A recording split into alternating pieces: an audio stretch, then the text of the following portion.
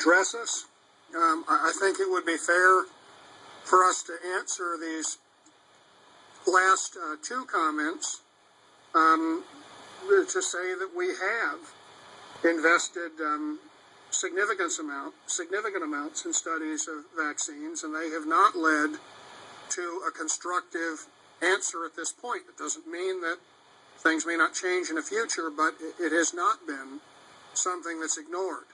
And I would also like to say, because this regression thing comes up so often as if it is a new topic, that one of the great surprises of my education about autism was reading the original papers of both Dr. Connor and Dr. Asperger, and discovering that both of those doctors described regression in autism and the autism clusters that we talk about as new phenomena today in families 100 years ago. These were families who had reached adulthood in the 1930s.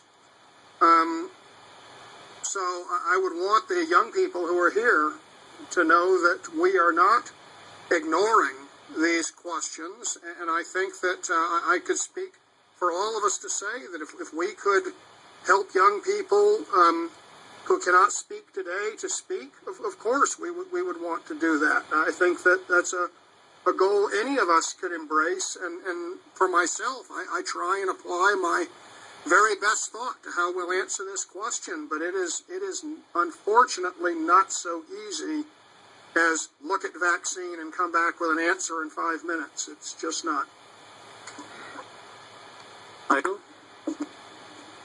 I want to first thank all the public members that came. It takes a lot of courage to stand there, especially when you're teenagers and you talk about your brother. And you know, in Minnesota, at least in the Somali community, and I'm no scientist, so I speak this just as a one parent. When you hear something so often, you think it's true. So there's so many people that have said it's vaccines, and so many Somalis didn't vaccinate. But then I've seen families whose first child got autism and then said, oh, we're not going to vaccinate the second or the third, and then the second and the third got autism even though they didn't get vaccinated. So I'm not a scientist, but I don't know if I want to say for sure if you don't vaccinate your children, they're not going to get autism. They are in the Somali community. There are families that have 5 children. The last 4 were not vaccinated and they still have all autism. So I will leave that to the scientists, and as John said, there's been a lot of studies. I think maybe what makes parents and siblings mad is the fact that we don't know. So if you don't know what the environmental trigger is, you want to blame or you want to assume that it's something that you've been repeated so often. So perhaps if we can figure out what the environmental trigger is and whether it's the pesticides or whether it's something else in the environment that also maybe has some brain or genetic component, I think it might ease all the frustrations that we get from the public comments. And the other comment I wanted to talk about is the wandering. I think that we have to address somehow. And I know that there's been a bill that was introduced in the Senate by Senator from New York, Schumer, Chuck Schumer, yes. I think he introduced the bill. It doesn't have a lot of co-authors, but hopefully somebody in the advocacy level can move that, whereby we try to figure out, because wandering is dangerous. I think my son is a bolter. He wanders, and he has one of those devices that track him. After I heard it from Wendy, actually, one of the public comments she made, and he's only one of 8 in the whole county. And so if there is a way to make sure that these children are safe, and if it's medically necessary, I would really urge parents to get a prescription for your pediatrician.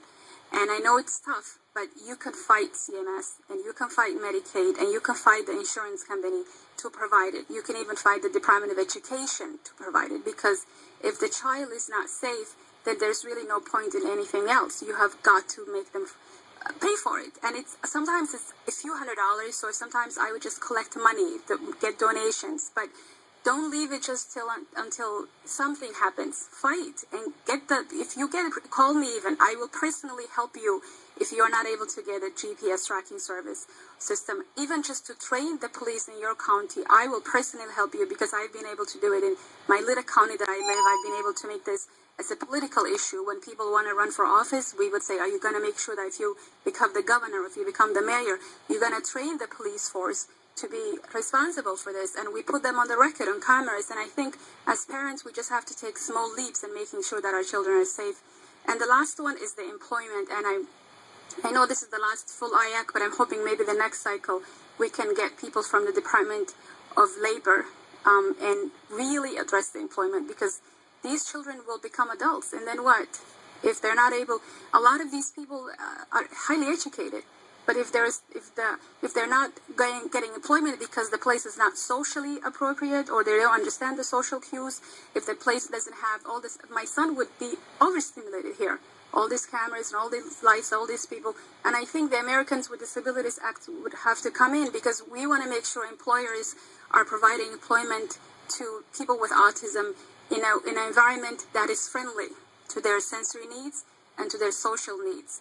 So I would urge, at least, please, Dr. Daniels, the first meeting of the next cycle, we need to get Department of Labor and make sure that there is a training, and that there is outreach, and there is awareness for employers to make sure that people with autism are employed, and that they're not running away because they have social problems or they have sensory needs. Thank you. Other comments, questions? Lynn? Hi, I also want to thank everybody who submitted public comments, written public comments, and oral public comments, and thank you for coming and giving this committee your advice. I want to let the public know that I don't sleep at night, and that I sincerely, from the bottom of my heart, listen to all of your comments, and it disturbs me that this committee has not been able to provide answers. And this disease, this disorder, whatever you want to call it, this epidemic is just so overwhelming on so many different levels. I feel that we need something more than an IACC committee that just meets 4 times a month to address the unmet needs of services and unemployment, and also what's causing this epidemic. I think all environmental factors need to be studied, whether it's early cord clamping or Tylenol exposure, and vaccines. There should be nothing off the table. I want people of the public to know that years ago when I first joined this committee, I tried very hard to get vaccines included into the strategic plan as an area of research, and I was successful, only to have the committee come back the next month and vote those initiatives out of the agenda. I do not think we have done due diligence in looking at vaccines and identifying a subset of children that are more vulnerable. We've done a great job at doing population-based epidemiological studies, but those are not going to detect a subset of the population like the Hannah Pollings and children that are more genetically vulnerable to injury. And we really, really need to do that. I'm sorry, I apologize that I personally feel as though this committee has not been a success, and that we have not done our duty to try to get answers for the American public. So for that, I apologize.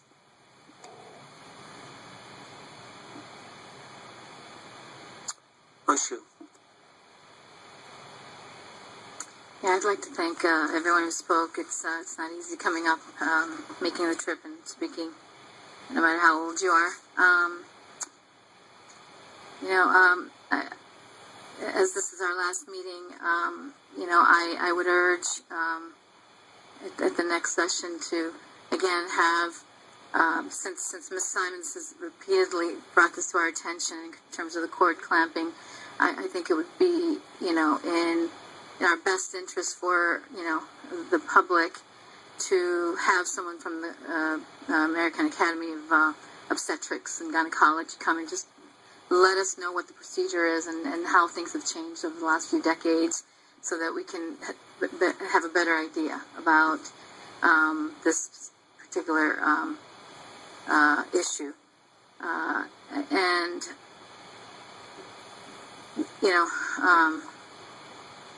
Mr.